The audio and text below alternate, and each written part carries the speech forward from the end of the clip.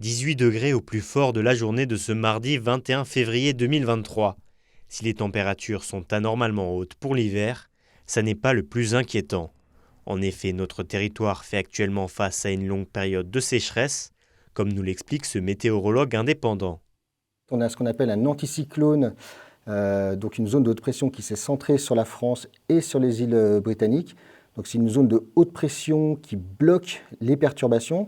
Donc perturbations qui se retrouvent bloquées sur l'océan Atlantique, qui contournent l'anticyclone par l'Islande et qui repassent ensuite vers la Scandinavie pour replonger vers la Russie. Donc chez nous en France et sur l'ouest de l'Europe, on est protégé par cet anticyclone depuis plus d'un mois, donc ce qui explique cette sécheresse qu'on connaît actuellement depuis plus de 4 semaines. Économiquement, les premiers à pâtir de cette sécheresse sont les agriculteurs, mais aussi les stations de ski dépourvues de neige fraîche. La situation est donc très préoccupante. Ce temps sec, sans une goutte d'eau, sans un flocon depuis plus de 31 jours, c'est très rare, surtout à cette période de l'année, où là normalement c'est les perturbations qui circulent sur la région. Alors c'est problématique parce qu'on a déjà un niveau des nappes phréatiques qui est au plus bas.